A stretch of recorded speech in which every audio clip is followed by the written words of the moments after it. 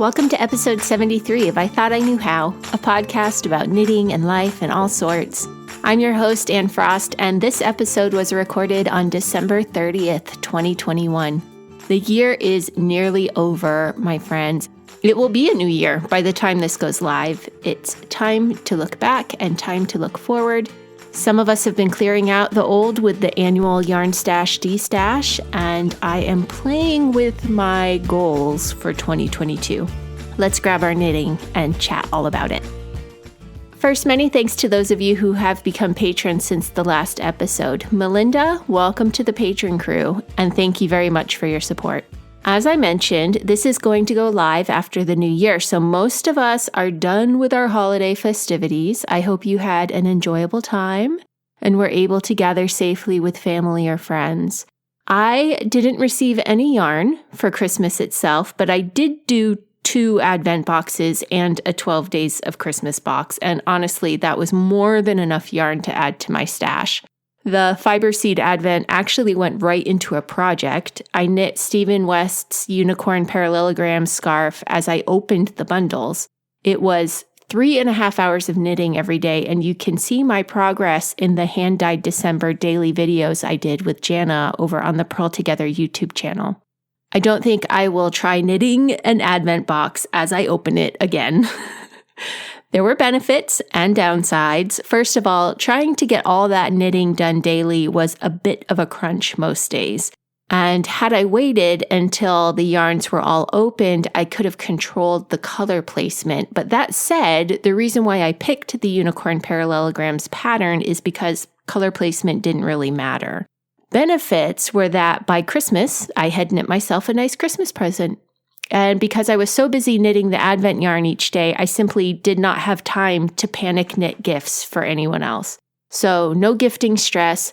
Everyone in the extended family got gift cards instead, and I think they were pretty pleased to have them.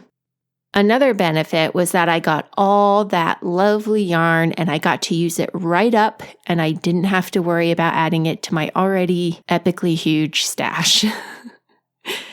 I did get 2 Christmas gifts related to fiber crafts that I'm pretty pleased to try out. Both were made by my husband, aided by each of the children. So my youngest helped him make me a hap stretcher. It's 4 long boards that fit together to make a square with pegs every 3 inches or so along the boards. And when I have my next shawl knit up, I can run scrap yarn through the points and then stretch the scrap yarn over the pegs, and the shawl will be stretched out to dry in the proper shape. I can lay it flat or I can lean it against the wall, which is very handy because now I block things out on the exercise mats in the basement, which means no one can exercise there for a day or 2 while it dries.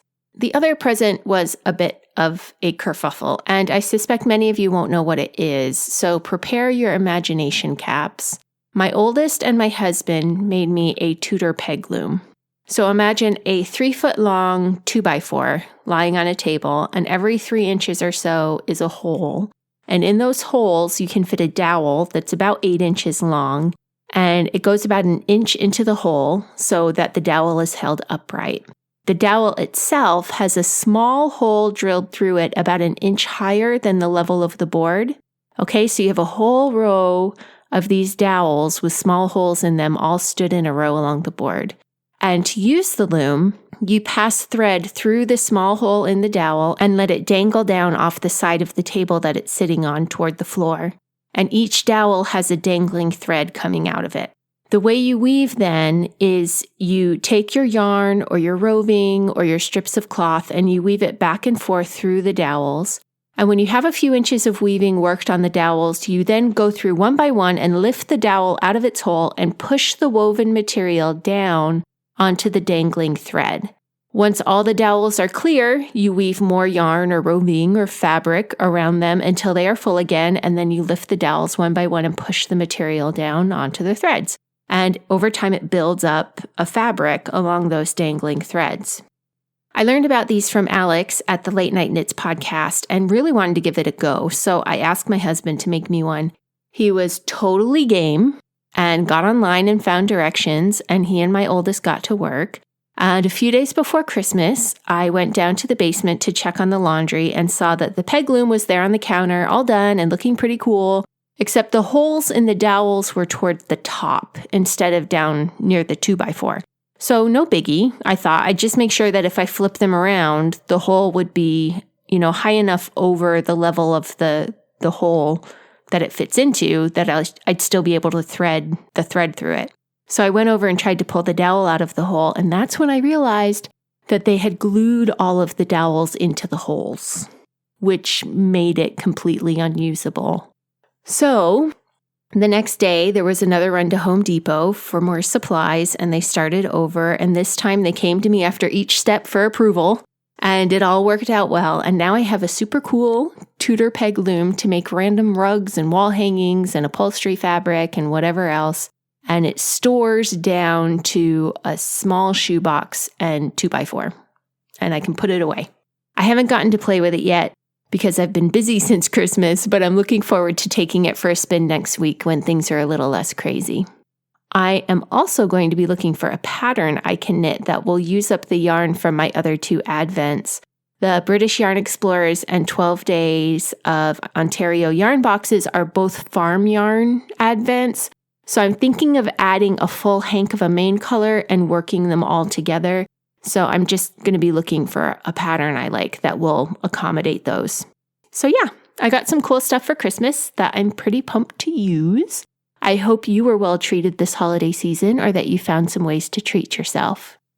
We haven't had a song by Jontavious Willis for a long, long while, and it's time to rectify that. Here's Low Down Ways. See you on the other side.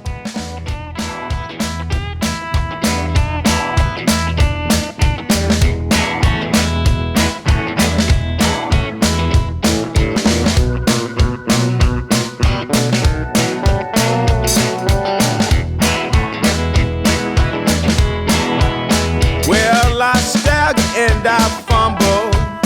Boys, I've been drinking for days. Well, I stagger and I fumble. Boys, I've been drinking for days. And the reason I'm drinking, my woman got some low down ways. If you don't want me, baby, you ought to tell me so. If you don't want me, baby, you ought to tell me so. I'll get my trunk and my clothes, and out your door I'll go.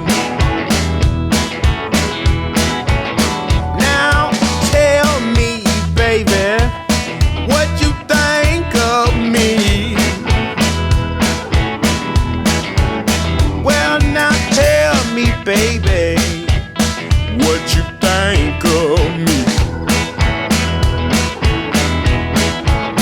You ain't been giving me no rest since I've been in Nashville, Tennessee.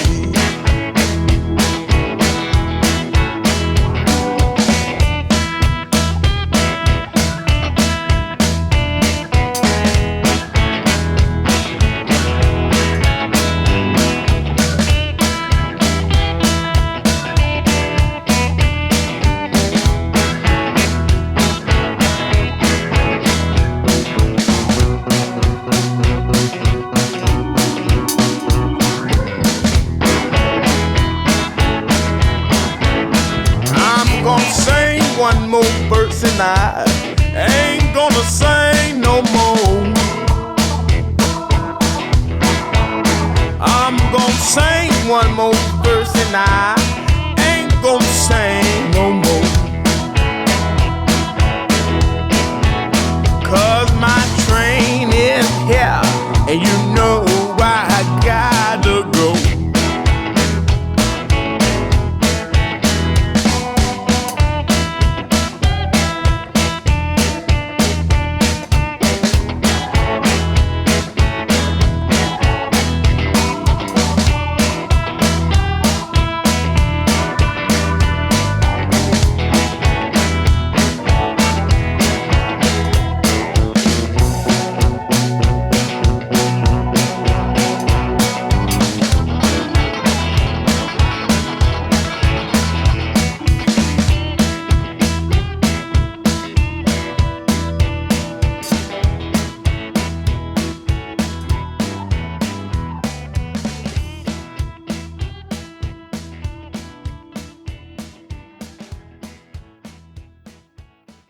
we have been doing the Yarn Stash D-Stash over on Instagram. Last year, I just needed a little touch-up. So I still posted all the days for people, but I didn't actually have to go through all the steps. Or rather, I went through all the steps, but some of them I went through just with a light touch. This year, however, I was facing utter chaos in my office. Utter chaos. Utter chaos. I got home from my time in the UK in the fall and quickly unloaded everything craft related into a corner that came to be known over time as the Avalanche Corner. And then it was Rhinebeck and then Wovember. And while Wovember was going on, I had to set everything up to film the interviews for Hand Dyed December. And once the lights are set up, you can just forget about moving around in the office. There's just not room to get around them. So then as November and December progressed, things just got dropped on my desk and in the Avalanche Corner. And I basically got to the point where I walked in and turned right and walked 2 steps to where I filmed. And that was the extent of usable space in my office. So, yep, it was time to get things sorted out again.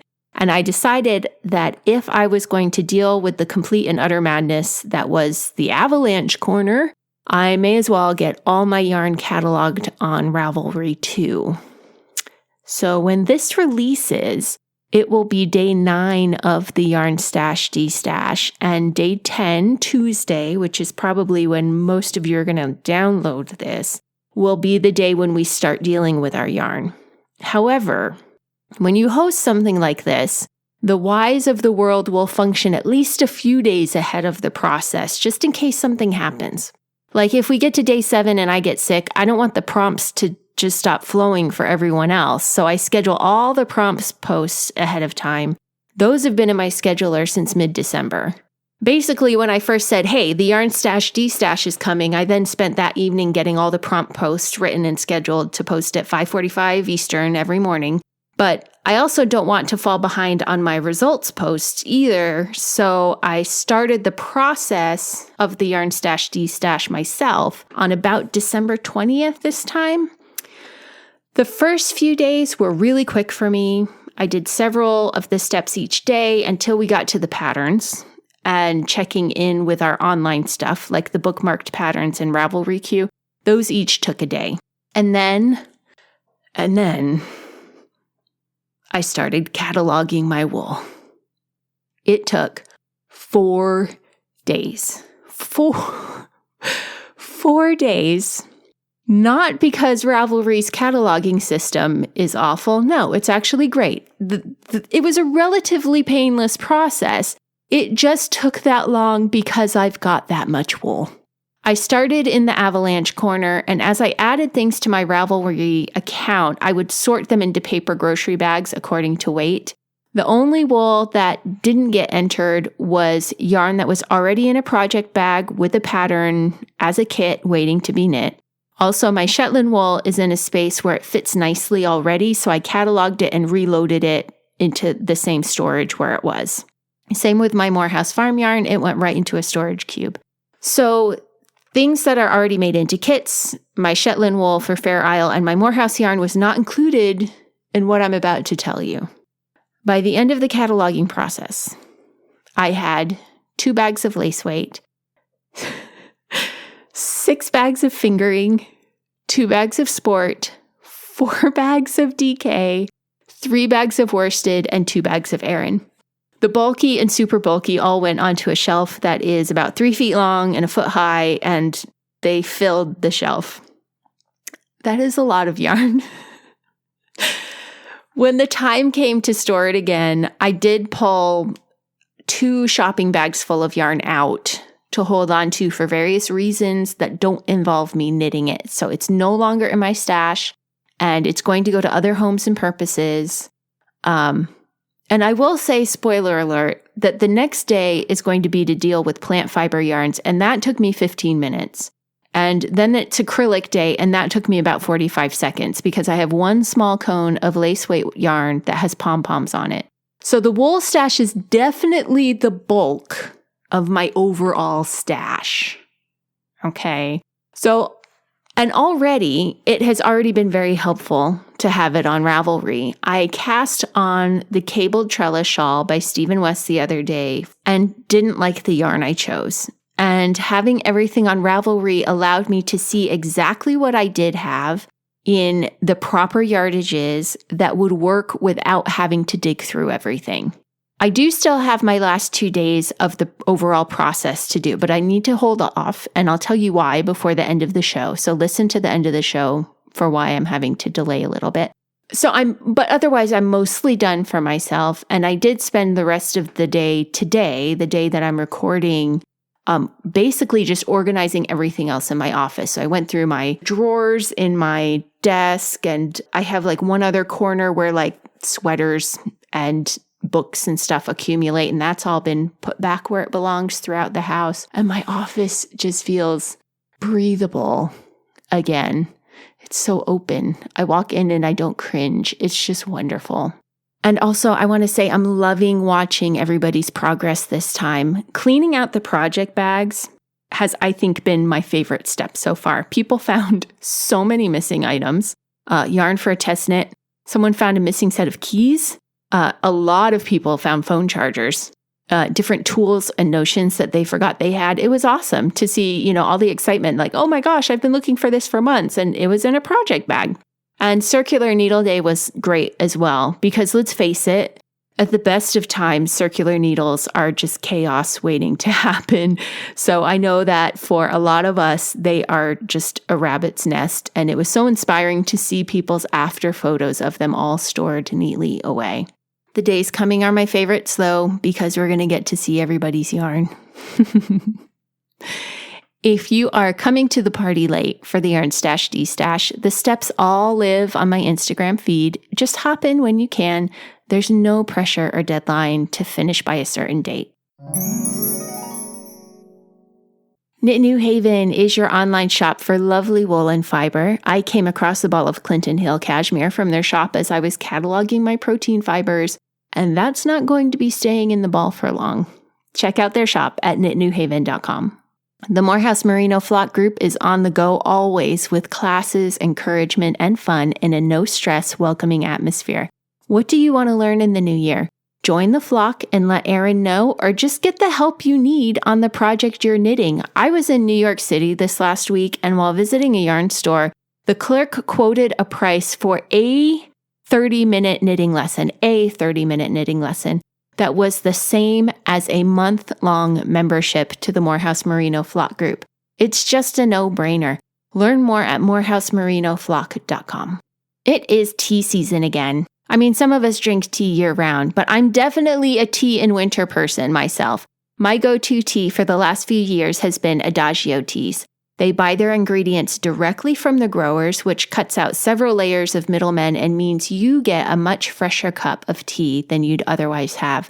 I'm a drinker of herbal blends, and their lemongrass ginger and peppermint teas are two of my favorite on the planet. Try one of their assortment boxes to find your favorite, and then you can buy them in various bulk sizes. They are mainly a loose leaf tea company, which I love because I'm a sucker for the accoutrements of serving tea, but they also do have bagged varieties. Check them out using the link in the show notes, and if you decide to buy, you will be supporting the show at no additional cost to you. And I thank you for your support. For me right now, it is the end of the year. For you, as you listen to this, it is the new year. It is the new year for you.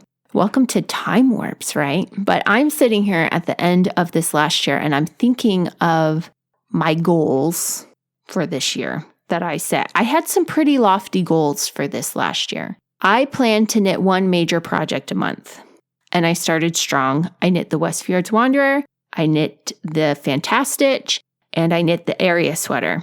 And then reality hit. The start of the year is a much less busy time for me historically than the rest of the year. So I'm not all that surprised that pretty much the rest of the year was smaller projects. I did knit the Atlantis Tunic and Alexandra Capelet, but the rest of my projects were hats, bags, cowls, things like that. I did learn how to thrum, so I fit a new technique into my year, but really, by spring, life gets progressively more busy until the fall, when it's just a crescendo of fiber wonder that lasts until about now. and then the cycle starts again. So yes, my projects got smaller again for much of the year, but I did knit 6 of De Crafter's Keps and learned a lot about the various yarns I used in doing that and learned more about color theory. I had some wonderful opportunities come my way this year that I wasn't expecting. So I'm not in any way kicking myself for not getting through the 12 major projects I had meticulously planned out for 2021. Those are all getting rolled forward in one shape or another. For instance, one kit that I had put together was to knit a fade shawl, and that yarn is actually the yarn I'm now using to do the cable trellis shawl. But the rest are waiting, and I still want to knit them. But I also want to leave room for projects that walk into my life unbidden. So I'm not setting goals for this year. It's too limiting for my reality. Instead, I'm going to set some intentions. This last cycle through the Yarn Stash D-Stash was eye-opening. On the Patterns Day, I actually sat down and uploaded all of my loose single printed patterns that I'd either bought myself at yarn shops or inherited from my mother. These are all paid patterns, not free ones on the internet that I could just print again if I actually end up knitting them. So I am holding on to all of these. But I also realized that some of my books and magazines never made it into my Ravelry library last year when I first cataloged them all. So by the time everything was uploaded, I was a little amazed to find that I have 3,547 patterns at my disposal, either in print or as digital patterns. Now, I don't necessarily like a lot of those patterns. Many of them are in magazines where I just like one pattern. So I'm holding on to the magazine for that one pattern, but Ravelry is telling me I have like 8 from that magazine. Or they're in a book. And I have a 3 pattern rule for buying a book. If I like at least 3, I'll buy the book. But that doesn't mean I like the rest of them. So there's a good percentage of those that, in all honesty, I have no interest in knitting, but there's an awful lot of them that I do want to knit. And I have an awful lot of yarn that I bought because I liked it and I want to knit with it. Now, I'm not setting a no buying rule for 2022. I know a lot of people do that, and I know it sounds like that's where I'm going with this.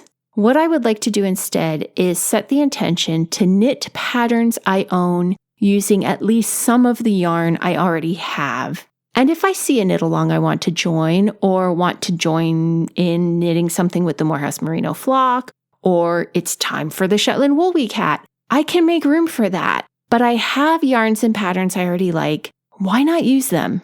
So my intention for 2022 is that when I get hankering for a cast on, I'll go to Ravelry and do a search by patterns in my library first. And if I find what suits my needs, perfect. Next step will be to search my stash for appropriate yarn. If I can't find either in what I already have, then I will absolutely give myself permission to acquire what I need elsewhere. But I think I'm just in the habit of overlooking what I already have, and I'd like to turn that tendency around. I mentioned before that I have made up kits for some projects already. If I have the yarn and the pattern, and I know I want to knit the pattern with that yarn, it goes right into a project bag and it gets stored that way. If I buy a kit as a kit, of course, it also gets stored as the kit.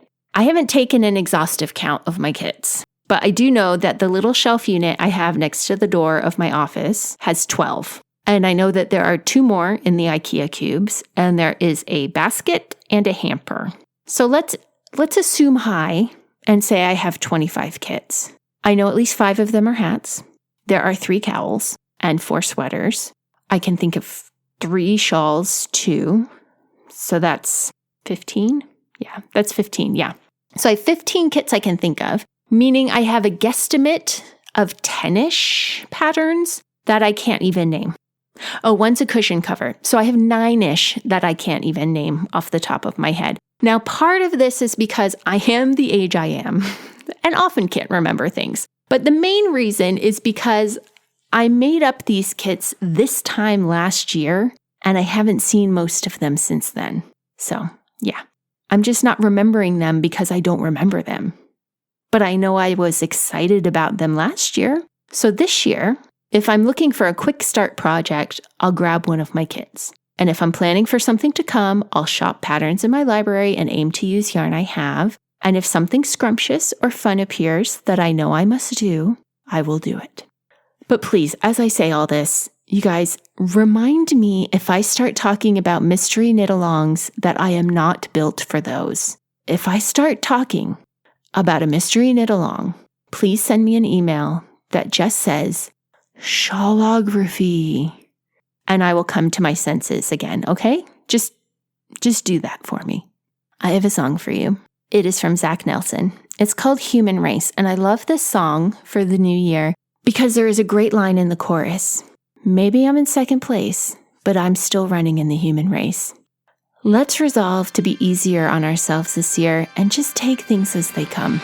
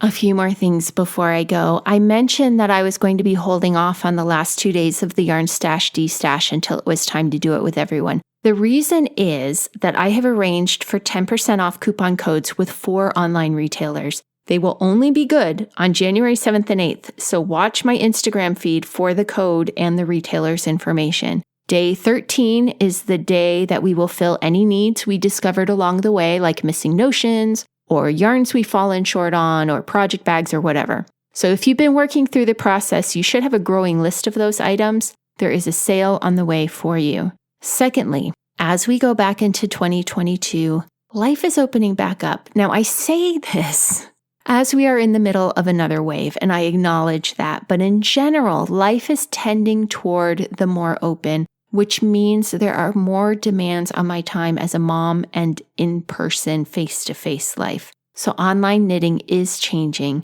Knit nights will be only patron events going forward, and the times are going to be changing to try to make them more accessible for more of my patrons. Each month, there will be a Tuesday afternoon from 4 to 6 Eastern, a Wednesday night from 7 to 9 p.m. Eastern, and a Saturday morning from 10 a.m. to 12 Eastern. So 2 hours long each time. And if no one shows up to these in the first month or two, then I'll try rearranging again. But this is what works for my schedule and coincides with a poll that I put on the patron feed. All patrons at the $5 or higher level will receive the login information on the Patreon feed, and I'll put out the schedule each quarter. If the schedule isn't on the Patreon feed already, it will be coming in the next day. If you'd like to join us, become a patron over at patreon.com/IthoughtIknewHow at the $5 or higher level. And if you pay for the whole year up front, you get a 10% discount on the Patreon fee. Finally, and this one does hurt a little, I'm not going to lie, I'm discontinuing the Online International Fiber Festival in its current state. It will no longer be an 8-day event with a marketplace. That format made sense when I started the festival, and the vast majority of us were literally stuck in our homes. It does not make sense now that we are generally able to move about again. Curating the content for that event was a huge time demand, and there are many, many online festivals out there now that are run by professional teams who are creating new content. And I am gracefully bowing out at this point to make room for other things that I am excited about. Now, that said, I do have an alternative vision for the OIFF that may or may not come to pass, so I'm not going to say any more on the subject for now, other than it probably will become an event on my Patreon. And yeah, I haven't worked out all of the details, so I will keep you posted as I get the kinks worked out with what I'm trying to plan and see if it actually is going to be something that will work out. I do know that many of you really enjoyed the festival, and I really am thankful for your enthusiastic support for it. I think it was as helpful for me to do it as it was for some of you to be able to be participants in it. So again, thank you so much. Thank you. Honestly, thank you. And I will keep you posted if I can make it appear in a new incarnation.